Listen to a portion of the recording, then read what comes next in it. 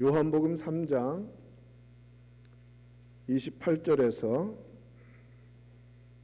36절까지 말씀입니다.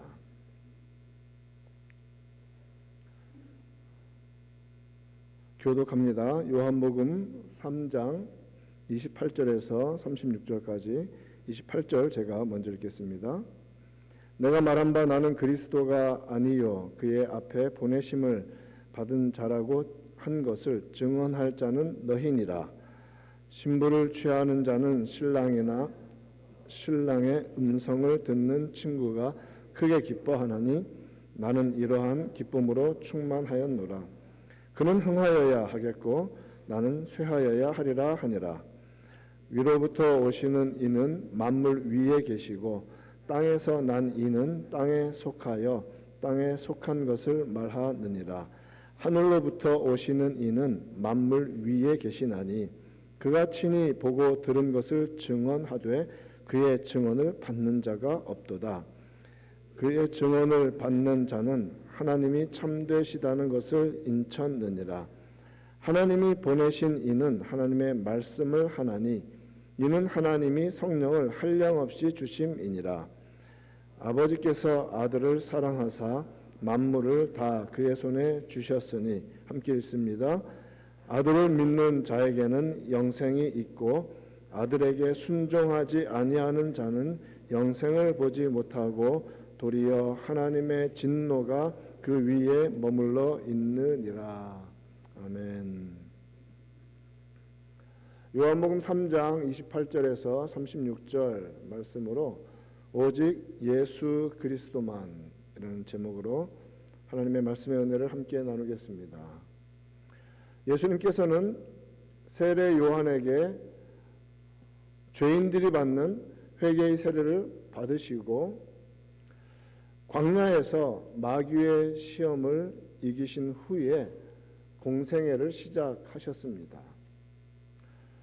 세례 요한이 이 땅에서 행한 주요 사역은 회개의 세례를 전파하는 것이지요. 그런데 그것은 궁극적으로 주의 오실 길을 준비하는 작업이었습니다. 회개하여야 천국에 들어갈 수 있습니다. 그리고 그렇게 회개의 세례를 베푸는 자리에서 예수님을 이 땅 가운데 소개하는 일을 위해서 그는 이미 700년 전에 이사야에 의해서 예언되었던 인물이었습니다. 예수님을 세상에 드러내는 일입니다. 소개하는 일입니다. 예수님은 요한의 세례를 받으시고 곧바로 성령에 이끌리셔서 광야로 나가서 40일간 금식하시며 기도하셨습니다. 그 후에 제자들을 모으시고 사람들에게 세례도 베푸셨습니다. 요한도 헤롯 왕에 의해서 옥에 갇히기 전까지 계속 사역을 했습니다. 예수님을 이제 세상에 소개했으니까 내 사역은 끝났어 라고 손을 놓은 것이 아니라 하나님께서 허락하신 시간 동안 끝까지 주어진 회개의 세례를 베푸는 그런 사역에 매진했던 것입니다. 마태복음 4장을 보면 12절과 17절에 예수님이 본격적으로 이제 사역을 시작하시지만 언제부터 했는가에 대해서 말씀하시는데 요한이 잡혔음을 들으시고 갈릴리로 잠깐 물러가셨다가 이때부터 회개하라 천국이 가까웠느니라 하면서 본격적인 사역을 시작하시는데 그러나 예수님과 세례 요한이 다른 장소에서 세례를 베풀며 사역했던 기간이 잠깐 중복된 적이 있었습니다. 세례 요한에게 엄청난 관심이 집중되었었죠. 그리스도가 아닐까? 구약에서 말하는 그런 선지자가 아닐까? 그러다가 예수님을 소개하였고 예수님도 그리고 예수님의 제자들도 세례를 베풉니다. 세례 요한에게만 집중되던 관심이 예수님에게 향하기 시작합니다. 그러자 세례 요한을 따르던 제자들의 마음이 불편해지기 시작했습니다. 그래서 오늘 말씀에서 먼저 우리가 기억할 것은 그런 불편한 마음들은 언제 사라질 수 있는가? 오직 첫 번째 예수 그리스도만 경외하면 허탄한 다툼에 빠지지 않고 기쁨으로 섬길 수 있습니다. 26절을 보면 요한복음 4장 26절을 보면 선생님이 3장 26절입니다. 선생님이 증언하시던 이가 세례를 베풀매 사람들이 다 그에게로 가더이다.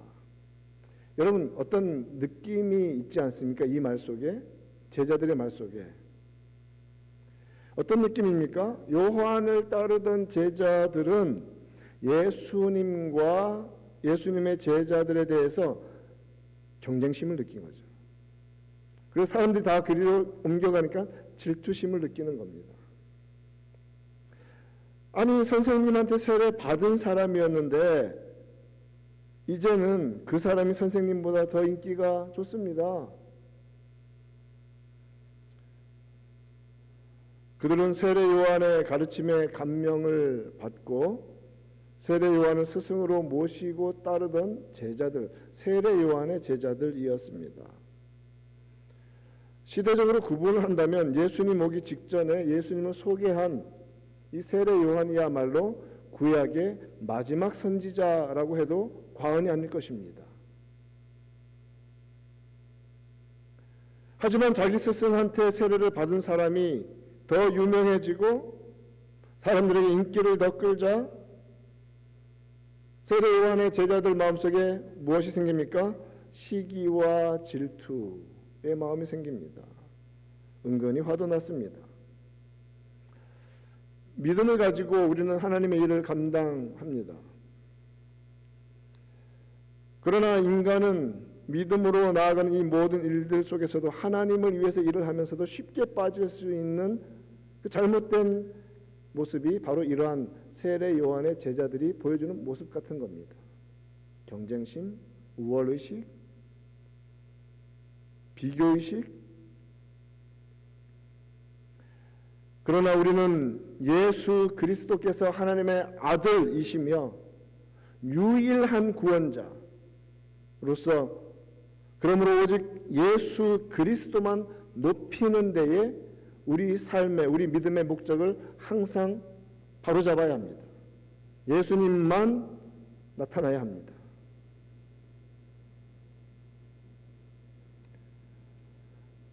바울이 예수님을 만난 직후부터 정말 한순간도 흔들리지 아니하고 달려갈 수 있었던 이유도 바로 거기에 있었습니다. 빌립보서 1장 20절과 21절에서 분명하게 선언합니다. 나의 간절한 기대와 소망을 따라 아무 일에든지 부끄러워하지 아니하고 지금도 전과 같이 온전히 담대하여, 즉 예수님을 만난 그 후로 지금까지 한결같이 살든지 죽든지 내 몸에서 그리스도가 존귀하게 되려 하나니, 이것이 목적이었습니다. 왜요? 이는 내게 사는 것이 그리스도니 죽는 것도 유익함이라. 예수 그리스도께서 누구신가? 즉 그의 신분, 예수 그리스도께서 무슨 일을 하셨는가? 그의 사역, 이런 예수님의 신분과 사역을 존귀히 여기고 예수님께만 집중하면 충성된 자리에 남아 있을 수 있습니다. 세례 요한도 동일했습니다. 그렇게 옆에서 질투심과 우월의식을 부추기는 제자들의 말을 듣고도 세례 요한은 뭐라고 말합니까? 27절과 28절에서 만일 하늘에서 주신 바 아니면 사람이 아무것도 받을 수 없느니라. 나는 그리스도가 아니다. 그의 앞에 보내심을 받은 자다. 요한은 하늘로부터 오셔서 하나님의 일을 하시는 그리스도와 비교하여 자신을 완전히 낮춘 것입니다. 하나님께서 정해주신 자신의 위치에 순종하는 것이죠. 자신의 자리에 감사하는 것입니다. 그 자리에서 충성하는 것입니다.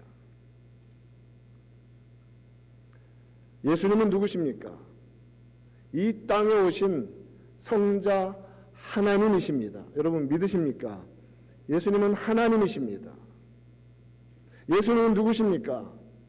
영원하신 하나님 아버지의 독생자이십니다. Only begotten Son.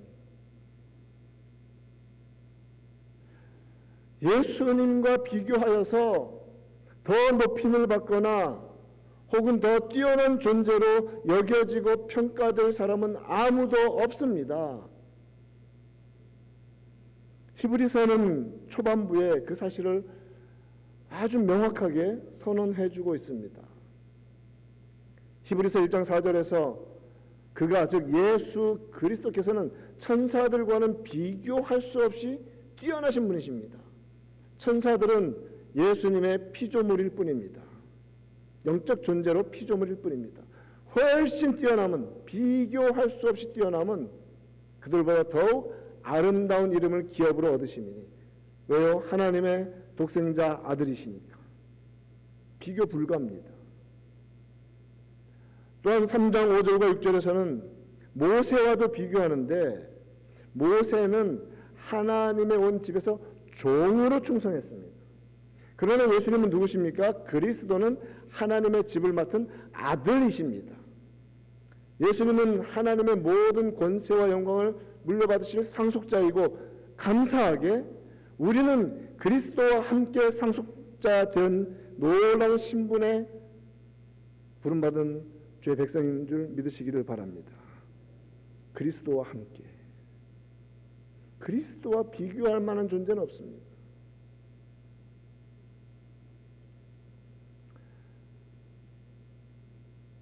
그리스도는 하나님 아버지와 동등하신 성자 하나님이십니다. 성부, 성자, 성령 하나님은 영광과 위엄과 존귀와 능력과 모든 것에서 동일하신 분이십니다. 그런데 성자 하나님, 성령 하나님은 성부 하나님의 그 구원의 경륜에 순종하셔서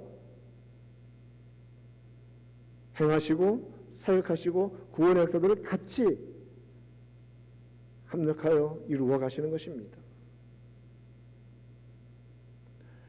예수 그리스도는 아무 죄가 없으십니다. 그런데 하나님께서 창세 전에 택하여서 하나님의 자녀로 삼으시고자 하시는 자들, 그러나 죄로 말미암아 도저히 의롭다고 여길 수 없는 그런 자들을 위해서, 하나님이 택하신 자들을 위해서 죄 없으신 예수 그리스도께서 자신을 내어주셔서 십자가에서 죽으셨고 우리를 의롭다 하시기 위해서 살아나셨고 승천하셨습니다. 그러므로 하나님이 그를 지극히 높여 모든 이름 위에 뛰어난 이름을 주셨습니다. 이것은 성경이 그대로 선포하는 내용입니다. 예수 그리스도와 비교될 만한 이름은 없습니다. 그러므로 믿음의 회복은 무엇인가? 오직 예수 그리스도만 높이는 것입니다.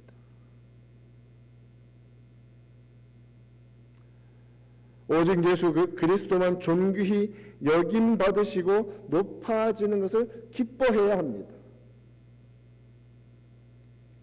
요한은 선생님한테 세례받은 사람인데 이제 인기가 더 좋아요. 뭐 교회가 인기 투표하는 곳입니까? 그런 말을 듣고도 제자들의 말을 듣고 격분하지 않았습니다. 오히려 예수님께서 드러나시고 높아지시는 것을 기뻐했습니다. 본문 29절에서 신부를 취하는 자는 신랑이나 서서 신랑의 음성을 듣는 친구가 크게 기뻐하나니 나는 이러한 기쁨으로 충만하였노라. 성경에서 교회는 그리스도의 신부라고 말합니다. 요한은 자신을 신랑의 친구에 비유합니다. 신랑의 친구는 어떻습니까? 신랑 곁에 서 있습니다. 그러나 신랑을 빛나게 합니다. 그를 위해 봉사합니다. 신랑의 행진을 돕습니다. 결코 앞서 나가지 않습니다. 따라갑니다.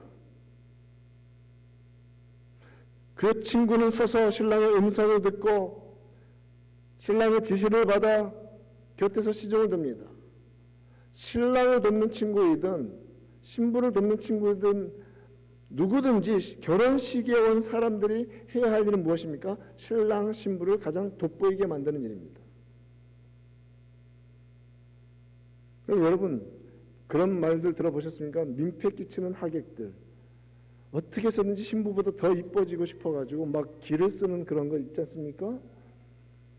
실제로 미국 어느 기사에서 제가 봤는데, 이건 뭐 친구의 문제가 아니라 원래 그래서 흰 드레스는 신부만 입는데, 정말 민폐 시어머니가 있는데 흰 드레스에다가 화려하게, 신부보다 더 화려하게 참석하는 어머니들도 있었다라는 오죽하면 신문 기사로 나겠습니까? 무슨 말입니까? 주인공보다 더 드러나고 싶은 것이죠. 예수님보다 자신이 더 드러나고 싶고 자랑하고 싶고. 그런데 요한은 분명히 말합니다. 나는 신랑을 돋보이게 하기 위해서, 소개하기 위해서, 시중 들기 위해서 온 자다. 난 그분만 드러나시면 너무너무 기쁘다. 예수님이 드러나시면 그 기쁨이 우리 가운데도 충만할 줄 믿습니다. 오직 주님의 나타나심과 그만의 높아지심이 삶의 목표였고 사명이었습니다. 우리도 그러해야 할 것입니다. 그러므로 예수 그리스도는 영광과 높아지심이 더욱 증가하기를 요하는 그토록 원했고, 자신은 잊혀져서 아예 기억도 안 되기를 원했던 것입니다. 삶의 목표가 무엇입니까? 우리 자신이 드러나는 것입니까? 예수님이 드러나는 것입니까? 우리는 왜 믿습니까? 30절에서 그는 흥하여야 하겠고 나는 쇠하여야 하리라. He must increase, but I must decrease.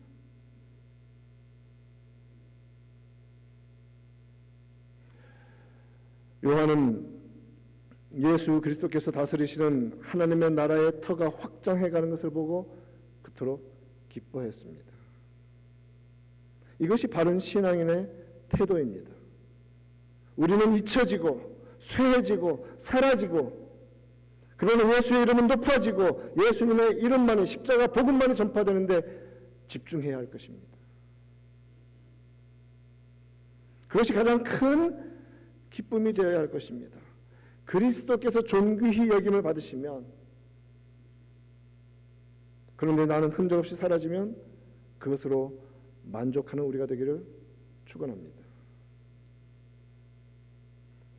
두 번째, 오직 예수 그리스도만이 위로부터 오셨고 오직 그를 믿는 자만이 영생을 얻습니다.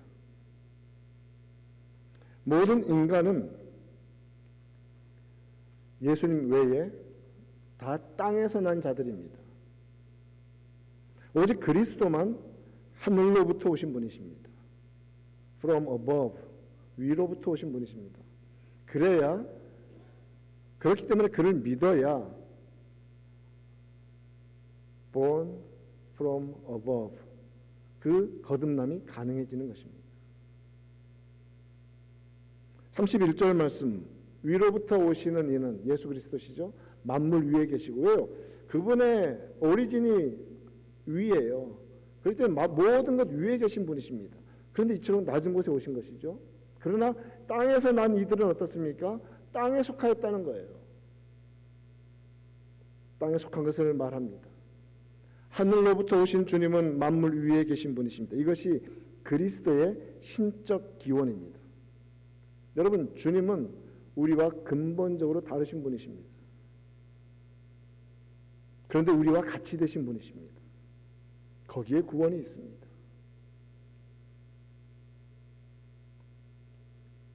위로부터 오신 하나님이시기 때문에 인간은 우리와는 근본과 격이 다릅니다. 오직 그만이 하나님의 뜻, 하늘의 뜻을 알려주실 수 있습니다. 왜요? 하늘에서 오셨기 때문에, 위로부터 오셨기 때문입니다. 예수 그리스도는 하늘로부터 내려오셔서 육신이 되셨지만 영원하고 완전한 하나님의 존귀하심을 그대로 지니고 계신 분이십니다. 완전한 하나님이시면서 완전한 인간이 되셨습니다. 예수님은 다른 본문 요한복음 8장 23절에서 주변 유대인들에게 말합니다. 너희는 아래에서 났고 나는 위에서 났다고 하십니다. 근본이 다릅니다. 성령으로 잉태되어서 위로부터 나신 분이십니다. 너희는 이 세상에 속하였고 나는 이 세상에 속하지 아니하였느니라. 육신이 되셨어도 여전히 만유 위에 계신 그리스도와 비교하니까 요한은 어떻습니까? 나는 그저 땅에서 난 자일 뿐이다. 아담 이후의 모든 인간은 땅으로부터 유래했습니다. 흙에서부터 나왔습니다. 그러니 흙으로 돌아가야 합니다. 인간의 근본입니다. 사람은 땅에서 났습니다. 그러므로 땅의 음식을 먹습니다. 땅의 일들을 말합니다. 그 마음이 온통 이 땅의 일에 집중되어 있습니다. 땅에서 어떻게 살 것인가? 땅에서 났기 때문에 이 땅의 체질을 가질 수밖에 없죠. 육체는 심히 약하고 죽어가고 쇠해질 뿐입니다. 그뿐 아니라 인간의 영혼은 어떻습니까? 하나님이 창조하셨음에도 불구하고 타락하여서 그저 집중하는 것은 현세적이고 인간의 성향과 취향은 땅의 것들에 기울어져 있습니다. 성령으로 거듭나기 전에는 그렇게만 살다가 갈 수밖에 없습니다. 하늘로부터 다시 태어나기 전에는 그저 이 땅에만 집중하다 살다가 갈 수밖에 없는 것이 인간의 본질이라는 말입니다.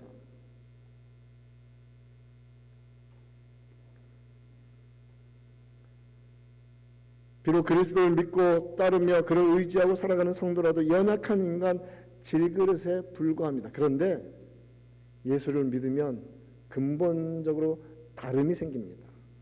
여전히 질그릇인데 그 속에 무언가 담기는 것입니다. 예수 그리스도. 예수 그리스도. 그러므로 그 속에 누구를 모시고 살아가는가에 따라서 인간은 퀄리티가 달라집니다. 여전히 죄악된 본성만 붙들고 세상에서 집중하고 살아가는가, 하늘로 오신 분을 모시고 그분의 성전으로 살아가는가. 우리는 보배를 담고 있는 질그릇입니다. 고린도 후서 4장 7절 말씀처럼 우리가 이 보배를 질그릇에 가졌으니, 여러분 예수 믿는다고 해서 우리 자체가 황금 그릇으로 변하는 것이 아닙니다. 우리는 여전히 질그릇입니다. 깨지기 쉽습니다. 맨날 넘어집니다. 그렇게 회개하고도 또 죄 짓습니다. 그러니 계속 회개하며 살아가는 것이죠. 그런데 우리 안에 계신 예수 그리스도께서 능력이 하나님이십니다. 우리를 붙들어 주십니다. 왜요? 이는 심히 큰 능력이 하나님께 있다는 것입니다. 자신을 자랑하지 마십시다. 우리에게 그 능력이 있지 않습니다. 주를 의지하는 자를 주님은 붙들어 주십니다.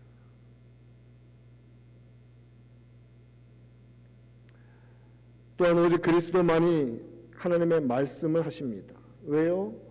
하늘에서부터 오셨기 때문에, 위로부터 오셨기 때문에 하나님의 말씀이신 분이 하나님의 말씀을 직접 듣고 육신으로 오셔서 하나님의 말씀을 전해 주시는 것입니다. 32절과 34절에서 그가 예수 그리스도께서 친히 보고 들은 것을 증언하십니다. 하나님이 보내신 이는 누구의 말씀을 합니까? 하나님의 말씀을 하는 것입니다. 그래서 예수님은 하나님이시며 예수님의 말씀은 하나님의 말씀입니다. 예수님을 본 자는 아버지를 본 자입니다. 예수님이 가지고 계신 이러한 신적 지식, 하나님 아버지에 대해서 알려주시는 하나님의 모습을 그대로 드러내시는 이 모든 것은 무엇에서 비롯됩니까? 그가 하나님이시기 때문에 당연하고 자연스럽게 되는 것입니다. 이러한 신적 지식은 신적 신분에서 비롯되는 것이죠. 그리스도의 교훈과 말씀은 곧 아버지의 것입니다. 예수님도 요한복음 7장 16절에서 내 교훈은 내 것이 아니요 나를 보내신 이의 것이니라. 말씀이 육신이 되어 이 땅에 오신 분이 그리스도이십니다. 그 말씀은 하나님의 말씀입니다. 그러므로 하나님의 아들이신 그리스도께서 오셔서 우리에게 주시는 이 지식은 이 땅에 속한 것이 아니라 믿음으로 받아들인 영적 지식이며 하늘에 속한 지식이 되는 것입니다.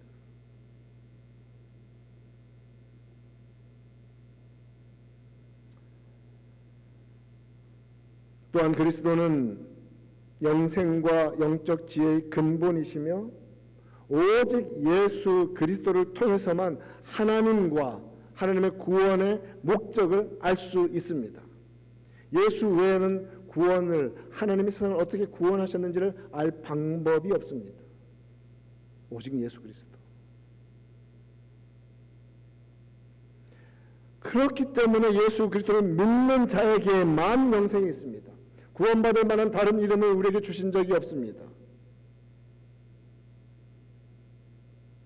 36절 말씀에서 아들을 믿는 자에게는 영생이 있고 아들에게 순종하지 아니하는 자는 영생을 보지 못하고 도리어 하나님의 진노가 그 위에 머물러 있느니라.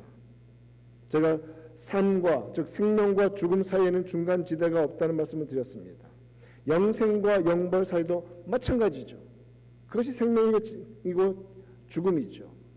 그런데 그것을 가르는 유일한 기준이 무엇인가? 예수 그리스도. 예수 그리스도. 요한일서 5장 12절은 좀 더 직설적으로 말합니다. 아들이 있는 자에게는 생명이 있고 하나님의 아들이 없는 자에게는 생명이 없느니라. 이건 진리입니다. 타협할 수 없습니다. 십자가 복음을 전해야 합니다. 오직 예수 그리스도만 전해야 합니다. 오직 예수 그리스도만 의지해야 합니다.